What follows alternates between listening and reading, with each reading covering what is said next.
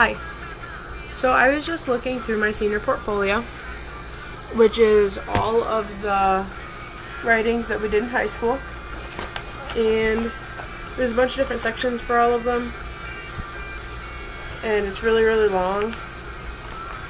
And it's like a 3-inch binder, I think. But it's actually got some interesting stuff in it. Like, I think it has my jazz band solos in it. Right here's one of them. That was In the Mood, which if you heard the song, you would know it.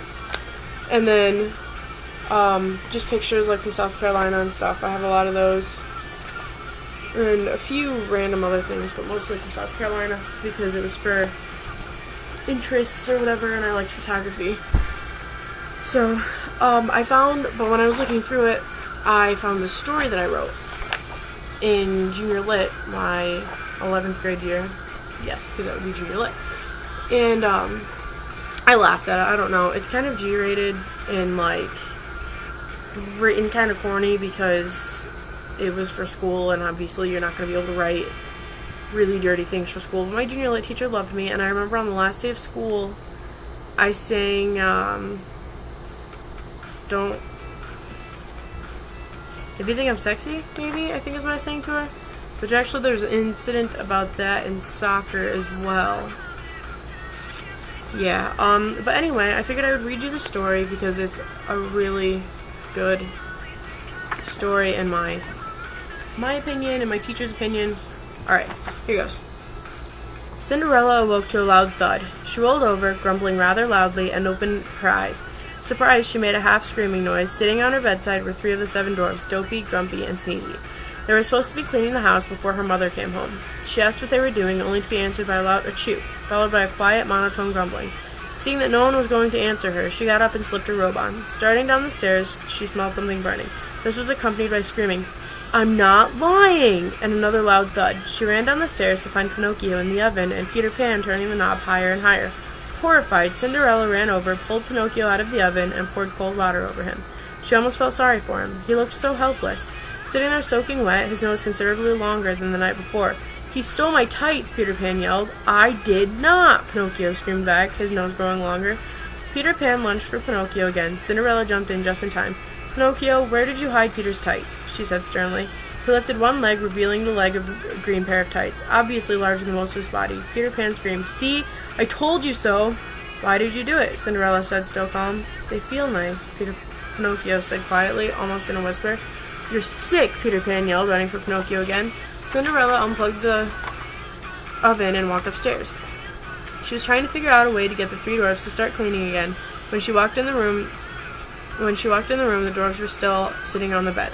But this time, her room was clean. In fact, the whole upstairs was shining. Not a trace of dust was left anywhere. All of a sudden, she heard more loud thuds coming from downstairs. She forgot to turn the dryer off. Peter Pan was skipping happily up the stairs, tights in hand. She would deal with them later. She slipped on some clothes after making the dwarfs leave, and went downstairs. Downstairs was clean as well. "Well, isn't this nice?" she said. Everything smelled of pine sol and Windex. Something was obviously up. She went to the dryer, turned it off, and pulled Pinocchio out. When she set him down, he started spinning and lost his balance. Breaking off his nose, he started crying. Peter yelled, "Aw, shut up, Pinocchio," which only made Pinocchio start screaming louder. Cinderella decided she couldn't take it anymore. She grabbed her jacket and decided to take a walk. It was such a nice day out. She stepped outside into the light and began walking towards town. She walked into the supermarket, intending to buy glue for Pinocchio's nose, and ended up with a whole month's worth of groceries. By the time she got home, it was 2 o'clock. Her mother would be home at 4. The house still was still fairly clean. She put groceries away and started dinner. Everything was way too quiet. She walked upstairs, finding Pinocchio tied up in a bathtub, water dripping on his forehead. The 7 dwarfs were locked in a closet, mouths duct taped shut. Peter Pan was sitting in the bedroom, eyes glued to the television, playing Mario Kart and eating Fritos. When Cinderella's mother came home, she was excited to see how clean the house was and how nice everything looked. Cinderella, of course, never told her what really happened. That's how Pinocchio died. Tied up in a bathtub while Peter Pan used Chinese water torture. He eventually went insane and ended up throwing himself from the roof, landing in a giant bowl of popcorn that was awaiting his fall outside. Pinocchio died 3 days later of a fatal salt injury and molding in his left eye. I got a very good exceptional writing and creativity 50 out of 50 on that one. But I've obviously written better papers since then. And not funny ones like that, I don't think, which I had the really funny version of that one, which I did show her later, that she thought was really funny, but if I would have turned it in, I'm pretty sure I might have gotten some trouble or not gotten a good grade for vulgarness or something. But we were learning about fairy tales, like the real fairy tales before like Disney took them over, and they were morbid. Like if you go and look up, I know Cinderella was one of them. I don't remember the rest of them, but I know that they were really morbid. But they're really interesting. Like if you just wanna, just go and look them up. I don't remember who the original author of them was. I remember failing that test because I didn't know that answer. But just if you just look up original fairy tales, the Grimm brothers, I think. Yeah, because Hansel and Gretel was one of them. That one was really bad too. But that's all I really have. I hope you can understand it because I was reading it really fast and I tried to slow down. I don't know if I did a good job or not. Most people can't understand when I read because of how fast I read and talk and stuff.